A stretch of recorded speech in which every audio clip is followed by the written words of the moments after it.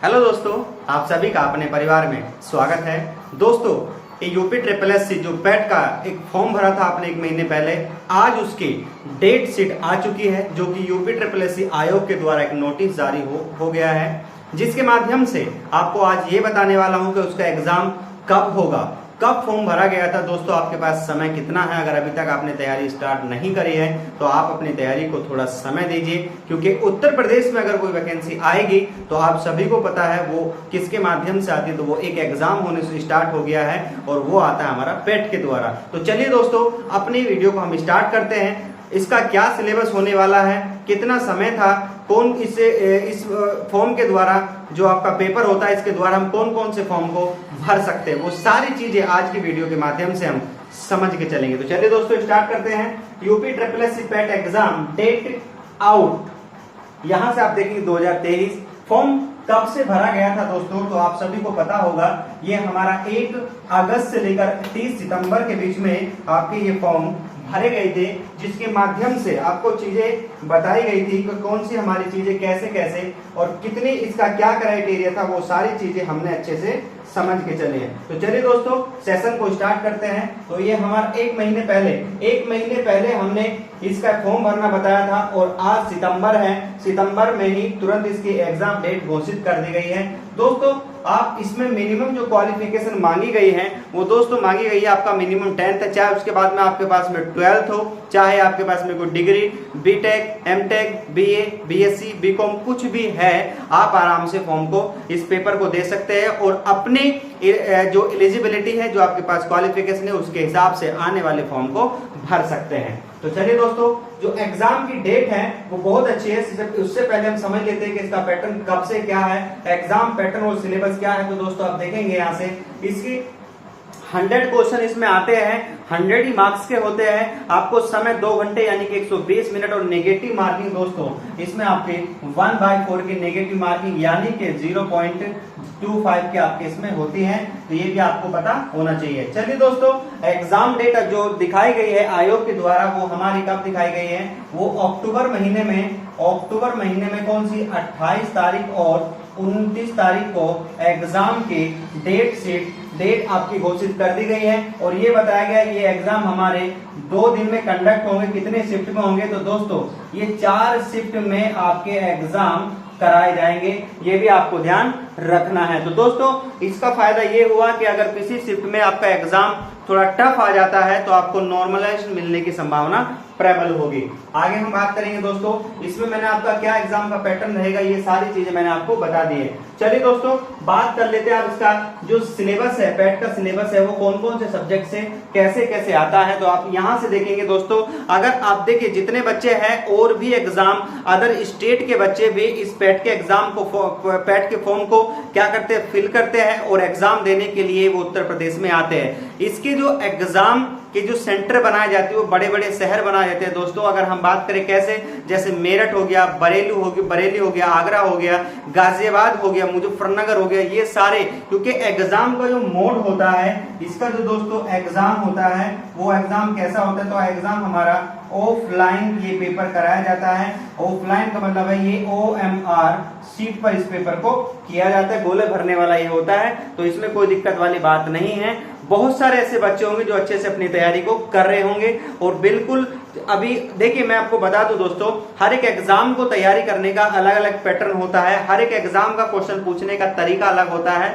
तो इसीलिए आप थोड़ा सा समय इसको भी दीजिएगा, क्योंकि अगर भविष्य में 2-3 वैकेंसी उत्तर प्रदेश में आती है, कारण क्या है, क्योंकि 2024 में आप अप्रैल और मई के बीच में लोकसभा का चुनाव होगा। तो हो सकता है, क्योंकि अभी बड़ी वैकेंसी जेई की वैकेंसी हो गई, लेखपाल की आने की संभावना है। देखो कब तक आएंगी ये अभी श्योरिटी नहीं है, लेकिन उत्तर प्रदेश की जो अभी आप कांस्टेबल की है उनकी बहुत जल्दी आपका टेंडर पास हो गया है और बहुत जल्द आप फॉर्म भरना वो स्टार्ट हो भी जाएगा। चलिए दोस्तों, स्टार्ट करते हैं। करंट अफेयर की बात करेंगे तो इसमें आपके 10 क्वेश्चन आते हैं। जनरल अवेयरनेस की बात करेंगे 10 क्वेश्चन, और आपके अपठित हिंदी गद्यांश का विवेचन और विश्लेषण से आपके 10 क्वेश्चन आएंगे। इसमें आपके 2 गद्यांश होते हैं, 2 पैराग्राफ होते हैं, उन 2 पैराग्राफ में 5-5 नंबर के होते हैं, तो उनको क्या करना पड़ता है, उनको पढ़कर उसमें से उसका आंसर देना होता है। आगे हम बात करेंगे दोस्तों, ग्राफ व्यवस्था आती है। ग्राफ में यह आता है कि कोई कंपनी होती है, 4-5 कंपनी को एक साथ मर्ज कर देते हैं, उसमें फिर जो श्रमिक होते हैं मेल और फीमेल, उनकी परसेंटेज निकालने का क्या है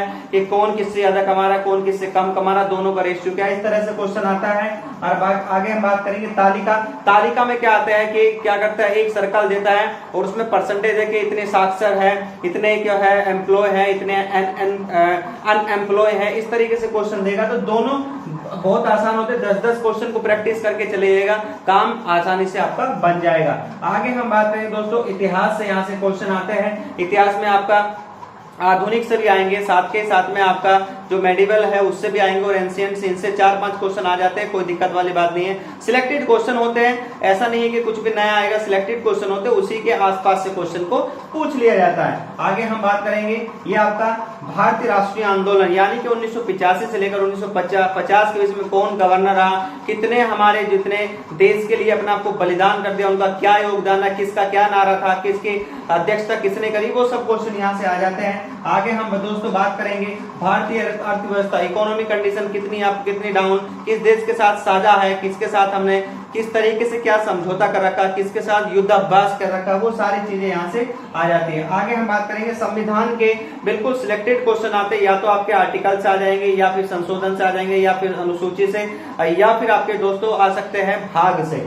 तो यहाँ से सामान्य विज्ञान में कहां से एक आध क्वेश्चन आपके बायोलॉजी से, बायोलॉजी में स्टडी पूछ लेगा, या फिर आपका या स्टडी पूछ लेगा, फिर फिजिक्स से पूछ लेगा कि कोई मतलब आसान से क्वेश्चन आएंगे, ज्यादा टफ नहीं है, इसका लेवल इतना हाई फाई नहीं होता है, ये समझ के चलना है। उसके बाद में आपका प्रारंभिक गणित से आपके क्वेश्चन आ जाते हैं, वो इसके भी देखिए सिलेक्टेड क्वेश्चन है आपके, जो है ये आ जाएंगे टाइम एंड वर्क से आ जाएंगे, ट्रेन से क्वेश्चन आ जाएगा, उसके बाद में आपका मिक्सचर एलिगेशन से आ जाएगा, या फिर आपके CISI से क्वेश्चन आ जाएंगे, तो यहाँ से ये भी हो जाएगा। उसके बाद में सामान्य हिंदी से 5 क्वेश्चन आ जाते हैं आसानी से। देखिए कैसे निकलते हैं क्वेश्चन, वो देखिए गत एक क्या तत्सम तद्भव से आ जाएगा, और एक तुम्हारा क्या होगा, एक क्वेश्चन आप तुम्हारा पर्यायवाची से आ जाएगा, एक विलोम शब्द से आ जाएगा, इस तरीके से एक एक क्वेश्चन आपका आ जाता है। अंग्रेजी के लिए एक पैराग्राफ आता है, उसको पढ़ना है, उसमें से 5 का आंसर देना है भाई आपको, इस तरीके से क्वेश्चन आ जाता है। तर्क शक्ति रीजनिंग में 5 क्वेश्चन, एक क्वेश्चन आपका मान लीजिए जैसे रीजनिंग में कहां से आपका सिमिलरिटी से आ जाएगा, साथ के साथ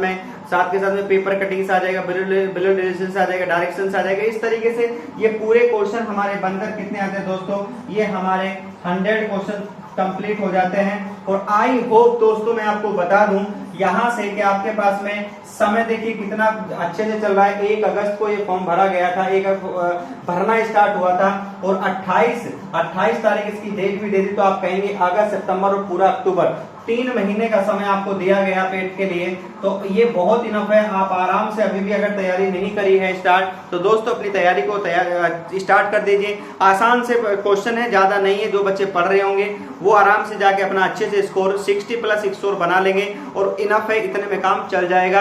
अलग अलग जो भी वैकेंसी आएगी उनके लिए आराम से फॉर्म भरने के लिए आप योग्य हो जाएंगे, कोई दिक्कत नहीं है दोस्तों। इस फॉर्म को भरने और उसके बाद में जब नंबर लेके आएंगे, और फिर आगामी कोई विभाग अपनी अलग अलग भर्ती निकालेगा, तो कौन कौन सी भर्तियां हैं जिसमें मोस्टली आपका जो पैट का स्कोर कार्ड पूछेगा। तो आइए सबसे पहले समझते हैं कि जो वैकेंसी कवर करेगा वो ग्रुप C की करेगा दोस्तों। उसमें लेखपाल, पटवारी, अभी आप देखेंगे तो लगभग 7500 वैकेंसी, 7500 7,500 के आसपास में ये वैकेंसी आई थी। चकबंदी अधिकारी हो गया, वन विभाग हो गया, ग्राम विकास अधिकारी, और अभी भविष्य में जो भी जेई आदि की वैकेंसी आएंगी वो भी सारी पैट से ही होने की संभावना है। तो दोस्तों अपने अच्छे से तैयारी करते रहिए, मेहनत करते रहिए। मैंने आपको बताया कि हमारा इसका कब पेपर होगा, कितना टाइम आपको मिला, क्या सिलेबस है, किस तरीके से पढ़ना चाहिए, ये सारी की सारी चीजें मैंने आपको बताई। कितनी वैकेंसी इससे आ सकती है ये भी आपको समझ लीजिएगा दोस्तों। मैंने आपको ये भी बता दिया कि और भी आपको कोई देखना है तो ये आप कहां से UP.SC.NIC.NIC